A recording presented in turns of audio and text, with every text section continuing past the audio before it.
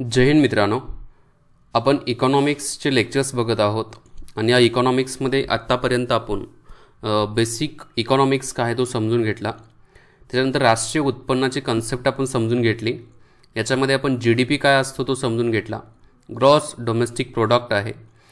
एका देशाच्या भौगोलिक सीमाच्या अंतर्गत ज्या वस्तू असतील त्याचबरोबर सेवा असतील तर या वस्तू आणि सेवांचं पैशाचं जे मूल्य आहे या मूल्यालाच GDP म्हणजेच ग्रॉस डोमेस्टिक प्रोडक्ट किंवा स्थूल देशांतर्गत उत्पन्न असं म्हटलं जातं. GDP काढण्यासाठी ज्या वस्तू आहेत टोटल त्या वस्तूंची जी पैशाची किंमत आहे या पैशांच्या किमतीबरोबर गुणाकार केल्यानंतर जी व्हॅल्यू असते ती काय असते तर GDPमध्ये काउंट केली जाते. त्याच्यानंतर आपण GNP समजून घेतला होता, ग्रॉस नॅशनल प्रोडक्ट. आता ग्रॉस नॅशनल प्रोडक्टमध्ये GDPच्या मार्फत जे काही उत्पन्न होत आहे ते आणि त्याच्यामध्ये काय केलं जातं, एक्स म्हणजे भारताचा एखादा व्यक्ती अमेरिकेत काम करत असेल किंवा परकीय देशामध्ये काम करत असेल तर त्या व्यक्तीच्या मार्फत जे उत्पन्न घेतलेलं आहे ते भारतात घेऊन आलं असेल तर ते उत्पन्न प्लस केलं जातं. आणि त्याचबरोबर भारतामध्ये परकीय देशातला एखादा व्यक्ती काम करत असेल तर त्याचे उत्पन्न काय केलं जातं, मायनस केलं जातं.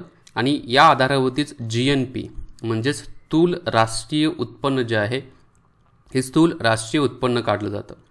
आता GDPच्या आधारावरती आपल्याला समजून घेतलं आपण हा ग्रॉस डोमेस्टिक प्रोडक्ट आहे. तर हा ग्रॉस डोमेस्टिक प्रोडक्टला नेट डोमेस्टिक प्रोडक्ट जो आहे या नेट डोमेस्टिक प्रोडक्टमध्ये रूपांतरित करण्यासाठी काय केलं जातं, जो GDP आहे या GDPमधून जो घसारा आहे हा घसारा काय केला जातो तर हा घसारा वजा केला जातो बघा.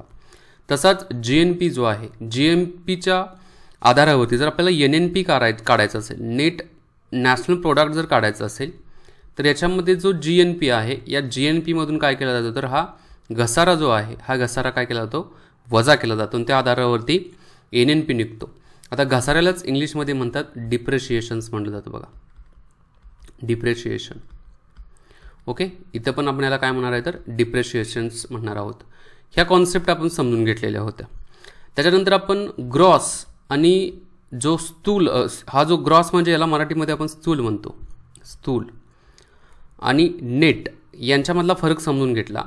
ग्रॉस इज इक्वल टू जो नेट आहे आणि gross is equal to net जर असेल म्हणजे जर नेट काढायचं असेल तर ग्रॉसमधून काय केलं जातं तर ग्रॉसमधून घसारा जो आहे हा घसारा वजा केला जातो बघा. घसारा हा वजा केला जातो म्हणजेच net is equal to gross minus काय असणार आहे तर तो घसारा असणार आहे. घसारा ही सुरुवातीची कन्सेप्ट आहे, मी फक्त तुम्हाला नंतर सांगितलेली आहे.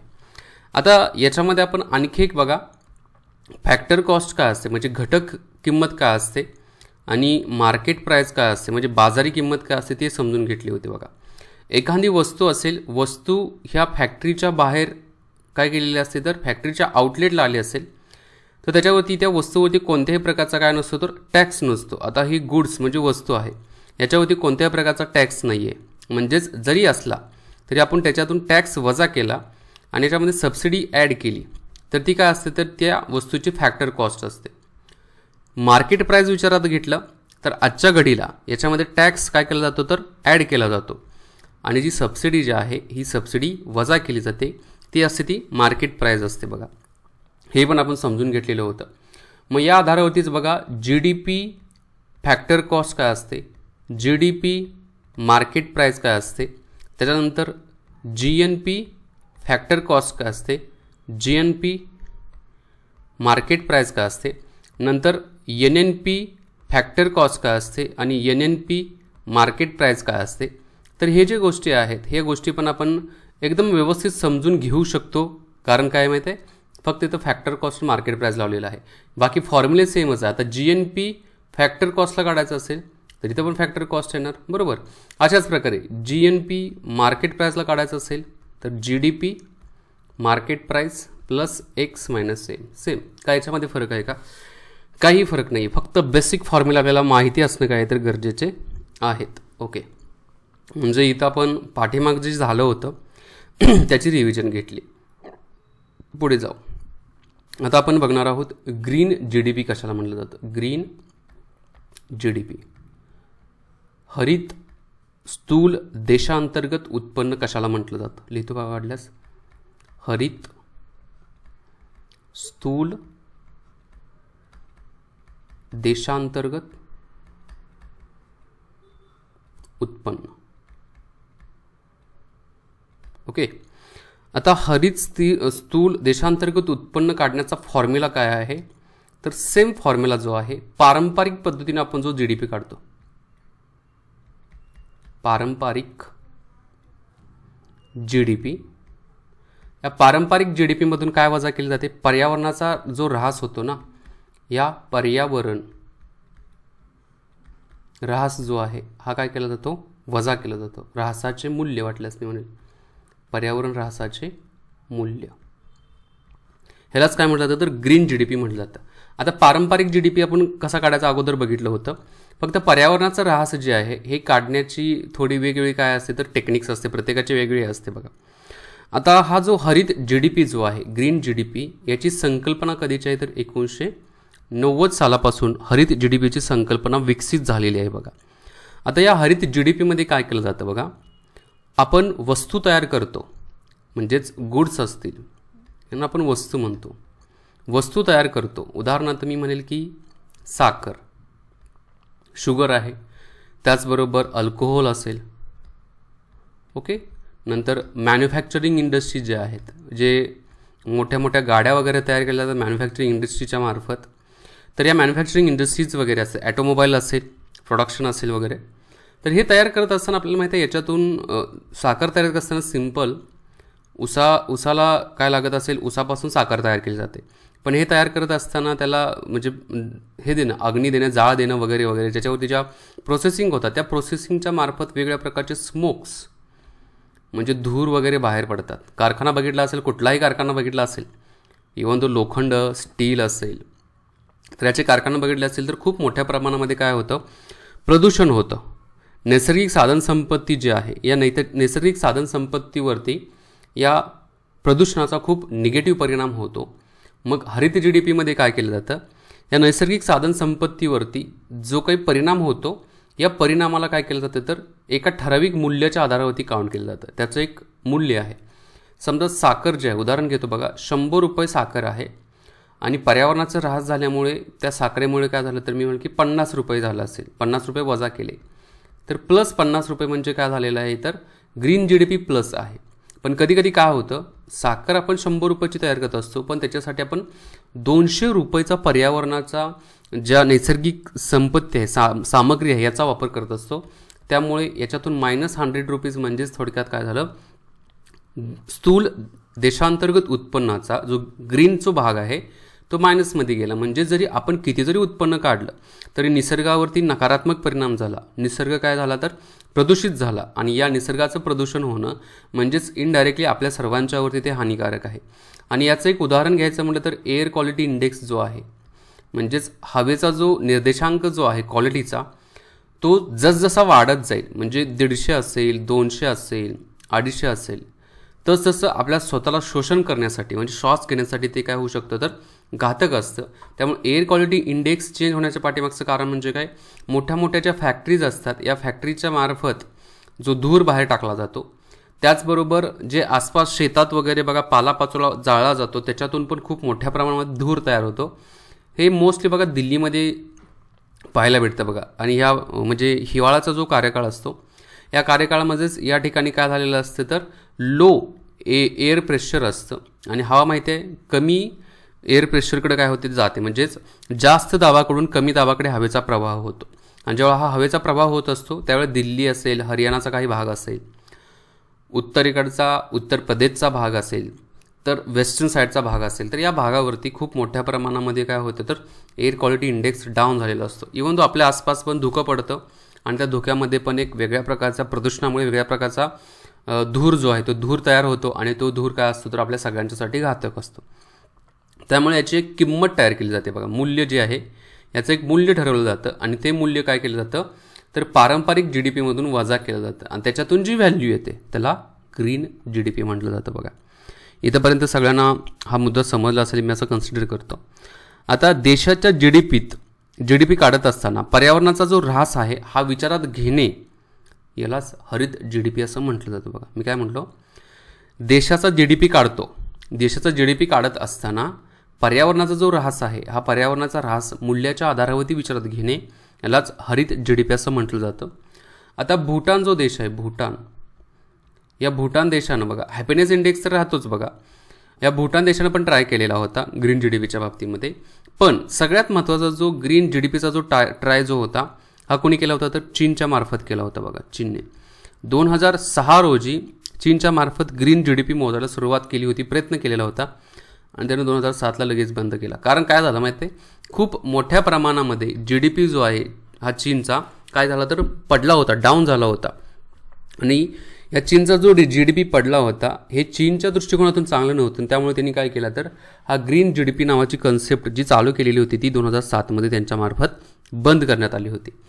आता इंडियाच्या बाबतीमध्ये विचार केला, वाटल्यास मी हे एक मिनिट, इंडियाच्या बाबतीमध्ये विचार केला तर इंडियामध्ये बघा 2013मध्ये एक समिती होती बघा, सर पार्थ दास गुप्ता यांच्या अध्यक्षतेखाली बघा एक शिफारस करण्यात आली होती. यांच्या अध्यक्षतेखाली जी समिती होती ना, या समितीच्या मार्फत शिफारस केलेली होती 2013मध्ये green national account in India framework.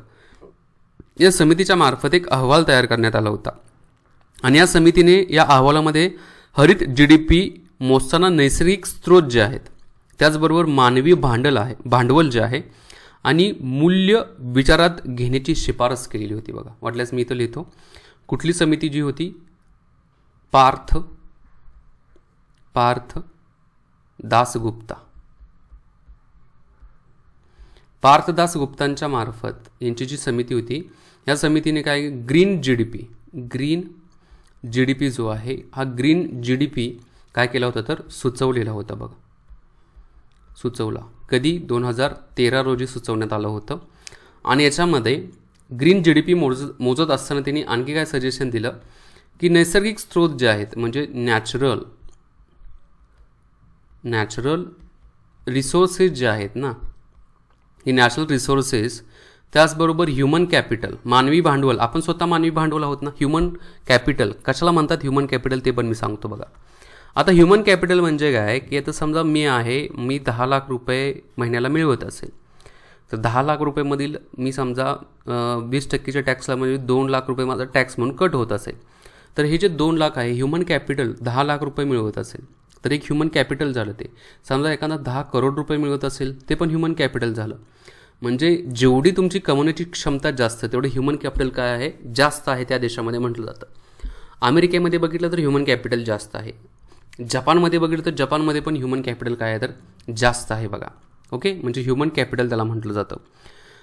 म्हणजेच ग्रीन GDP मोजत असताना नॅचरल रिसोर्स काय आहेत, नैसर्गिक स्रोत काय आहेत, ह्युमन कॅपिटल काय आहे आणि या सगळ्यांचं जे मूल्य आहे हे मूल्य विचारात घेऊन काय करा तर ग्रीन GDP काढा अशी शिफारस जी होती सर पार्थ दास गुप्ता यांच्या समितीच्या मार्फत एक फ्रेमवर्क तयार करण्यात आला. अहवाल तर तयार केलाच, त्या अहवालाचं नाव पण लक्षात ठेवा वाटल्यास.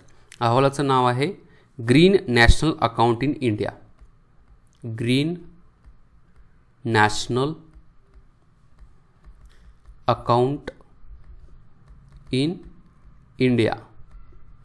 हे काय होतं तर एक प्रकारचं फ्रेमवर्क, हे फ्रेमवर्क तयार करण्यात आलं होतं आणि या फ्रेमवर्कच्या मार्फत सुचवण्यात आलं होतं की अशा प्रकारे काय असावं तर ग्रीन GDP असावा. फक्त या समितीच्या मार्फत थोडं हे सजेस्ट केलं होतं, हे पण थोडी माहिती असावी. आपण इथं ग्रीन GDP काय आहे ते एकदम डिटेलमध्ये बघितलेला आहे. पुढे जाऊ आपण आता PPP यालाच म्हणतात purchasing power parity. Purchasing power parity मराठीमध्ये आपण त्याला म्हणणार क्रयशक्ती किंवा याला खरेदी शक्ती पण म्हणतात. खरेदी शक्ती समानता. काय काय सांगितले बघा याच्यामध्ये. पर्चेसिंग पॉवर पॅरिटी म्हणजे काय, आता या निर्देशांकाचा वापर दोन जी चलनं असतात ना या दोन चलनांच्या खरेदी शक्तीची तुलना करण्यासाठी केला जातो बघा. पहिला मुद्दा लक्षात काय ठेवा, PPPचा वापर उदाहरणासकट मी सांगतो बघा. जे दोन चलन आहेत, दोन चलन या दोन चलनाचा खरेदी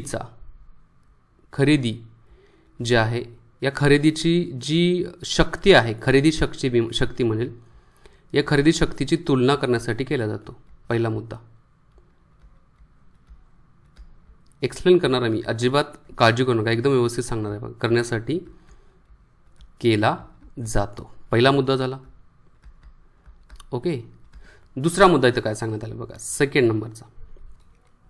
कोणत्याही देशाच्या चलनांच्या क्रयशक्तीची तुलना ही काय केली जाते, अमेरिकेच्या डॉलरवर केली जाते. आता ही तुलना कशाबरोबर असते तर डॉलर बरोबर असते. पण डॉलर कोणाचा, USAचा असतो. कारण डॉलर कॅनडाचा डॉलर आहे, ऑस्ट्रेलियाचा पण डॉलर आहे, न्यूझीलंडचा पण डॉलर आहे.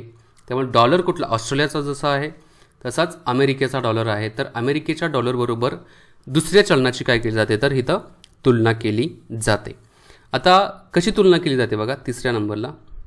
आता अमेरिकेचा जो डॉलर आहे, या अमेरिकेच्या डॉलरच्या मार्फत जी वस्तू आणि सेवा, म्हणजे $1 आहे, एका डॉलरच्या मार्फत आपल्याला एखादी वस्तू, गुड्स अँड सर्व्हिसेस जे आहेत आपण काय करतो ते विकत घेतो. आता त्याच वस्तू आणि सेवा, एका डॉलरमध्ये जी वस्तू आणि सेवा भेटत आहे, त्याच वस्तू आणि सेवा बघा विकत घेण्यासाठी भारताचे किती रुपये लागतात, तेच वस्तू आणि सेवा विकत घेण्यासाठी भारताचे किती रुपये लागतील, तेवढ्या रुपयाची व एका डॉलरची क्रयशक्ती समान आहे असे म्हणतात. आता समजा मी एक उदाहरण घेतो बघा, इथं तुम्हाला हे दोन्ही मुद्दे समजून सांगेल. आपण भारतामध्ये जर ब्रेड घेतला, ब्रेड तर एक ब्रेडचा पुडा समजा भारतामध्ये 30 रुपयाला आहे. किती, 30 रुपयाला आहे एक ब्रेड. आणि तोच जर अमेरिकेच्या डॉलरच्या मार्फत घेतला, हा इंडियन म्हणेल मी, इंडियन रुपीजचा वापर केला, आणि तोच ब्रेड जो आहे तो घेण्यासाठी अमेरिकेच्या $2 लागत असतील. किती, $2चा वापर केला जात असेल. एक मिनिट, डॉलरचं चिन्ह सकट लिहितो मी. डॉलर किती, $2 लागत असेल हा ब्रेड घेण्यासाठी. मग कोणत्या चलनाची पर्चेसिंग पॉवर पॅरिटी जास्त आहे, म्हणजे खरेदी शक्ती जास्त आहे.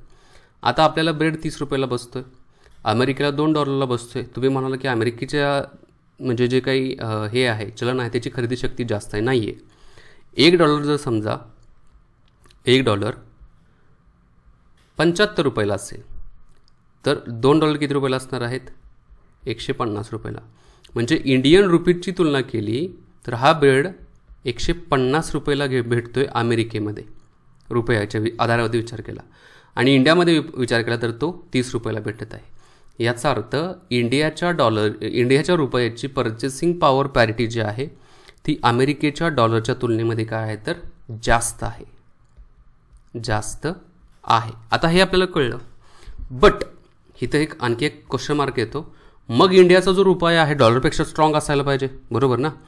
पण इथं फक्त एका ठराविक वस्तूंच्या बाबतीमध्ये इंडियन रुपीज जो आहे हा इंडियन रुपीज काय आहे तर पर्चेसिंग पॉवर पॅरिटीच्या बाबतीमध्ये स्ट्रॉंग आहे, स्ट्रॉंग. पण त्याच्यापेक्षा काही इतर ज्या बाबी असतील, त्या इतर गोष्टी असतील, इतर ज्या गुड्स आणि सर्व्हिसेस ज्या आहेत, या गुड्स अँड सर्व्हिसेसच्या बाबतीमध्ये अमेरिकेचा डॉलर काय आहे, या अमेरिकेच्या डॉलरची पर्चेसिंग पॉवर पॅरिटी काय आहे तर स्ट्रॉंग आहे, काय तर स्ट्रॉंग आहे.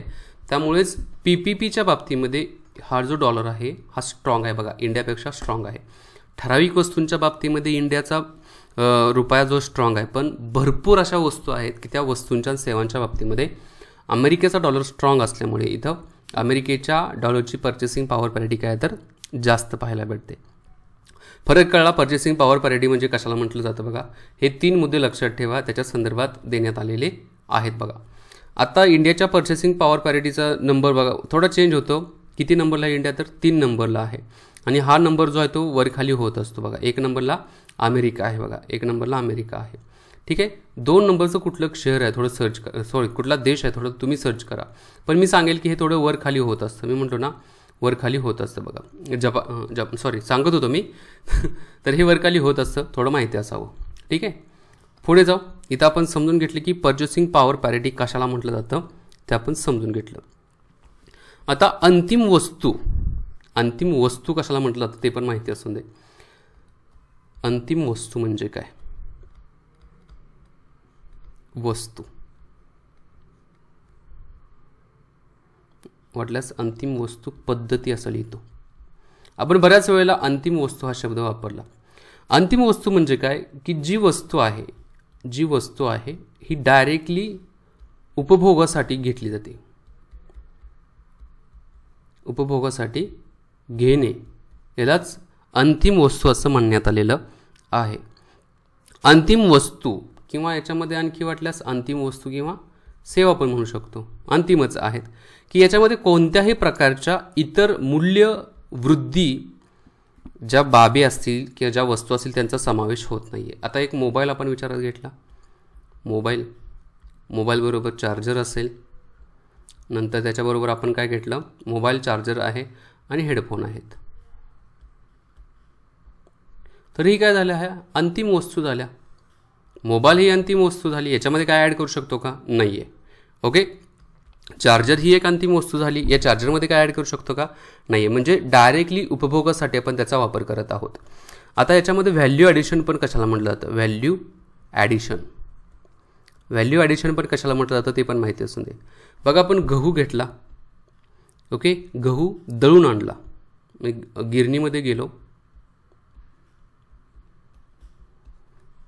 जाऊन गव्हाचं काय केलं आपण, पीठ तयार केलं. तर गहू ज्यावेळेला आपण घेतला तर त्यावेळेला गव्हाची किंमत मी म्हणेल की 100 रुपये होती. पीठ तयार केल्यानंतर त्याची किंमत 150 रुपये झाली. आता हे जे पीठ तयार केलेलं आहे, आता या पिठाचं काय केलं आपण, बेकरीमध्ये वापर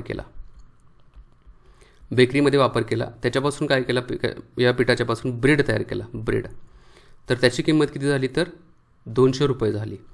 आणि ब्रेड जो आहे या ब्रेडला परत केकमध्ये रूपांतरित केला, केकमध्ये किंवा त्याच्यामध्ये आणखी ॲडिशन केक राहून ते मी ह्याला म्हणेल की सँडविच केलं, तर त्याची किंमत झाली 300 रुपये. इथं काय झालं, प्रत्येक ठिकाणी इथं 50 रुपये ॲड झाले, इथं 50 रुपये ॲड झाले, इथं 100 रुपये ॲड झाले. हे जे ॲडिशन आहे हे 50, याला काय म्हटलं जातं, तर व्हॅल्यू ॲडिशन म्हटलं जातं, व्हॅल्यू ॲडिशन. ओके, इथंपर्यंत कळलं व्हॅल्यू ॲडिशन कशाला म्हटलं जातं. काही कन्सेप्ट ज्या बेसिक्स आहेत ना त्या मी कव्हर करण्याचा इथं काय करत आहे, तर प्रयत्न करत आहे. इथंपर्यंत आपण समजून घेतलेलं आहे. आता आपण डायरेक्टली जी राष्ट्रीय उत्पन्न मोजण्याच्या ज्या पद्धती आहेत, प्रत्यक्ष पद्धत आणि अप्रत्यक्ष पद्धत, या प्रत्यक्ष आणि अप्रत्यक्ष पद्धतीनं थोडं काय करू, आपण डिव्हाइड करू. बघा, एक एक मुद्दा समजून घेऊ. इथंपर्यंत तुम्हाला समजलेलं आहे, व्यवस्थित हे नोट डाऊन करून घ्या.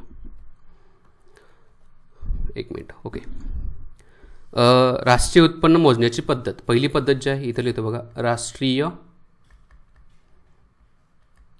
उत्पन्न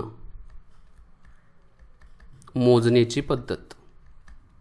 ऑलरेडी आपण याच्या पद्धती बघितलेल्या आहेत बघा. इन्कम मेथड बघितलेली आहे, नंतर एक्सपेंडिचर मेथड पण बघितलेली आहे बघा.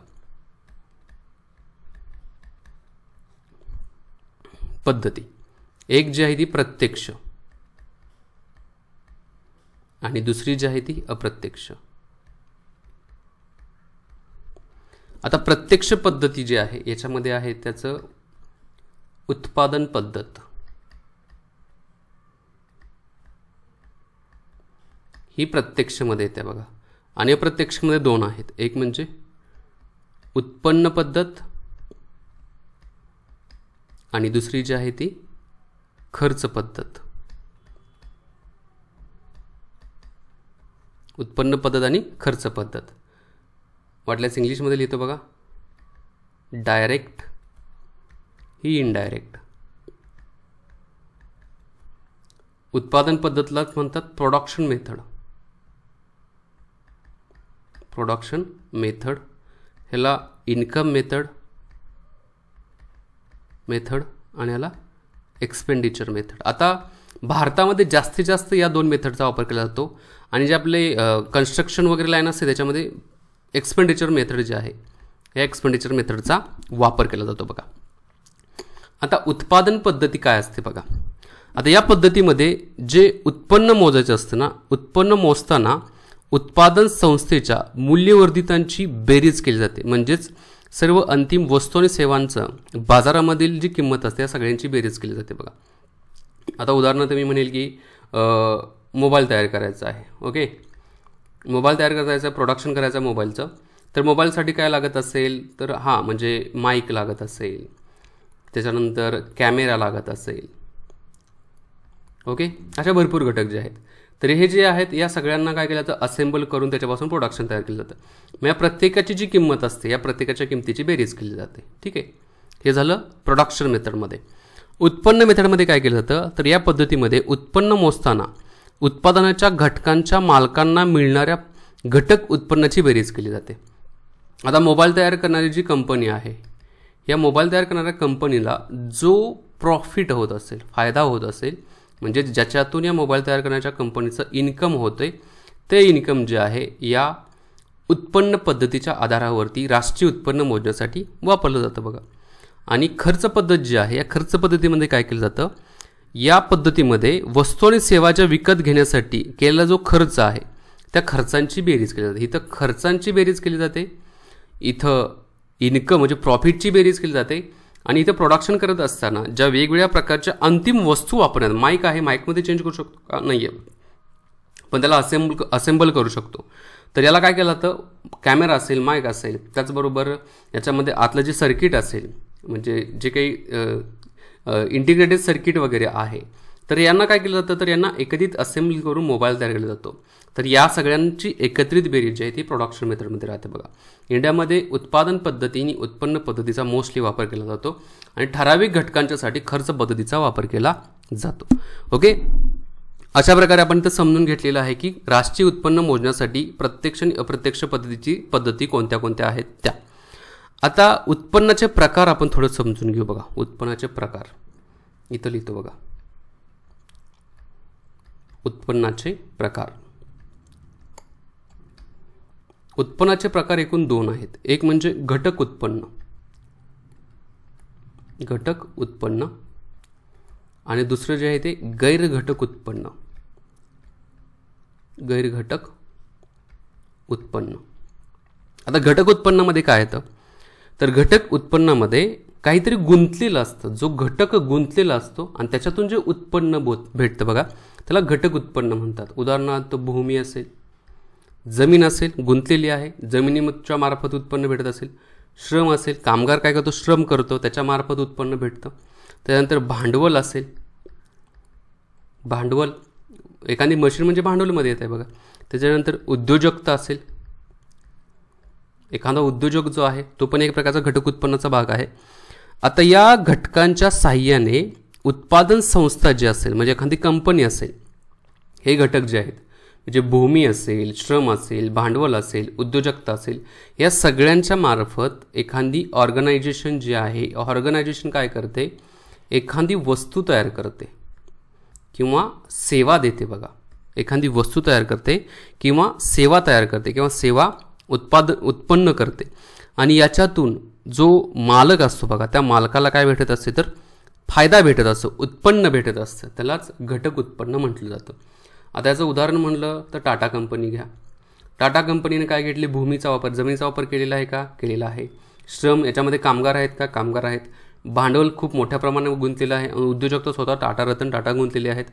आणि हे सगळे एकत्रित येऊन टाटा कंपनी जी आहे ही काय करत असते तर वस्तू तयार करत असते. वस्तू म्हणजे टाटांच्या गाड्या असतील. सेवा विचारात घेतल्या तर TCS कंपनी आहे, TCS कंपनी काय करत्या, वेगळ्या प्रकारच्या सर्व्हिसेस प्रोव्हाइड करत असेल, आणि याच्यातून जो इन्कम होतो त्या इन्कमला घटक उत्पन्न असं म्हणण्यात आलेलं आहे. थोडक्यात घटक उत्पन्न कशाला म्हटलं जातं की ज्या वस्तू आणि सेवा तयार करण्यासाठी इतर घटकांचा वापर केला जातो, भूमी, श्रम, भांडवल, उद्योजकता, तर त्याला घटक उत्पन्न म्हटलं जातं. आणि गैरघटक उत्पन्न कशाला म्हटलं जातं, सिंपल भाषेमध्ये गैरघटक उत्पन्न म्हणजे ज्याच्यामध्ये कोणत्याही प्रकारचा घटक गुंतलेला नसतो. आता एखादी देणगी असेल, ही देणगी जी आहे या देणगीमध्ये कुठला घटक जो आहे तो काय झालेला आहे तर गुंतलेला आहे का, नाही आहे बघा. तुम्ही एखाद्याला देणगी देता, एखाद्या कार्यक्रमामध्ये गेला तर त्या कार्यक्रमामध्ये गेल्यानंतर आपण त्याला देणगी देतो, तर ही देणगी याच्यामध्ये कोणत्याही प्रकारचा घटक गुंतलेला नाही, त्याचा अर्थ हे गैरघटक उत्पन्नामध्ये येत आहे बघा. कर देता आपण, यात्रा कर वगैरे देता, तर ते काय आहे तर इथं पण कुठला घटक जो आहे तो गुंतला आहे का, नाही आहे, तर कर देणे हा पण एक प्रकारचा काहीतरी गैरघटक उत्पन्न आहे बघा. नंतर दंड असेल, न्यायालयाच्या मार्फत दंड घेतला जातो, कधी कधी बिल उशिरा झाल्यानंतर पण दंड घेतला जातो. तर हा जो दंड असतो हा पण काय तर गैर घटक उत्पन्नाचा काय तर हा भाग आहे. म्हणजेच एखादी वस्तू किंवा सेवांची निर्मिती गैर घटक उत्पन्नामध्ये होते का? होत नाहीये. फक्त इथं जो पैसा आहे हा पैसा जो येतो हा पैसा येण्यासाठी कुठल्याही प्रकारचा घटक गुंतलेला नसतो, त्यालाच गैर घटक उत्पन्न असं म्हणण्यात आलेलं आहे. बघा अशा प्रकारे काय तर दोन प्रकारची उत्पन्न म्हणजे इथं देण्यात आलेले आहे. एक म्हणजे घटक उत्पन्न देण्यात आलेले, एक गैर घटक उत्पन्न देण्यात आलेलं आहे. आपण काय काय बघितलं बघा, उत्पन्नाचे प्रकार बघितले इथं देण्यात आलेले आहेत बघा हे. त्याच्यानंतर जे राष्ट्रीय उत्पन्न जे आहे नॅशनल इन्कम मोजण्याची काय केलेली आपण पद्धती बघितल्या. याच्यामध्ये डायरेक्ट आणि दुसरी जी आहे ती इनडायरेक्ट पद्धत आहे. डायरेक्ट पद्धतीमध्ये जे आहे ते प्रोडक्शन मेथड आहे, इनडायरेक्ट पद्धतीमध्ये काय आहे तर इन्कम मेथड आहे एक, आणि दुसरी जी आहे ते एक्सपेंडिचर मेथड आहे. हे पण आपण समजून घेतलं. त्याच्यानंतर ग्रीन GDP कशाला म्हटलं जातं, ग्रीन GDP आहे हा ग्रीन GDP आपण समजून घेतला. त्यानंतर पर्चेसिंग पॉवर पॅरिटी जे आहे ही पर्चेसिंग पॉवर पॅरिटीलाच क्रयशक्ती समानता ही काय आहे हे पण आपण समजून घेतली होती. त्याच्यानंतर आपण व्हॅल्यू ॲडिशन कशाला म्हणतात, व्हॅल्यू ॲडिशन ते पण आपण समजून घेतलं का सिंपल उदाहरणाच्या मार्फत समजून घेतलं. त्यानंतर वस्तूंची म्हणजे एखादी अंतिम वस्तू जी आहे फायनल जी गुड्स जे आहेत अंतिम वस्तू जी आहे ही अंतिम वस्तू एक्झॅक्टली काय आहे, म्हणजेच फायनल गुड जो आहे गुड्स हे काय आहे हे पण आपण काय केलं होतं तर इथं समजून घेतलेले आहेत या लेक्चरच्या माध्यमातून. आणि मग GDP GNPच्या बाबतीमध्ये काही थोडी रिव्हिजन केली होती. अशा प्रकारचं इथं काय झालं तर राष्ट्रीय उत्पन्न जे आहे राष्ट्रीय उत्पन्न या ठिकाणी एकदम कंप्लीट मी इथं तुम्हाला शिकवलेलं आहे. मी इथं थांबतो, राहिलेला भाग आपण काय करूया तर नेक्स्ट लेक्चरला बघू. इथं जे काही मी लिहित आहे त्या नोट्स व्यवस्थित तुम्ही काय करा नोट डाऊन करा, कारण ह्या खूप इम्पॉर्टंट नोट्स आहेत. जय हिंद मित्रांनो.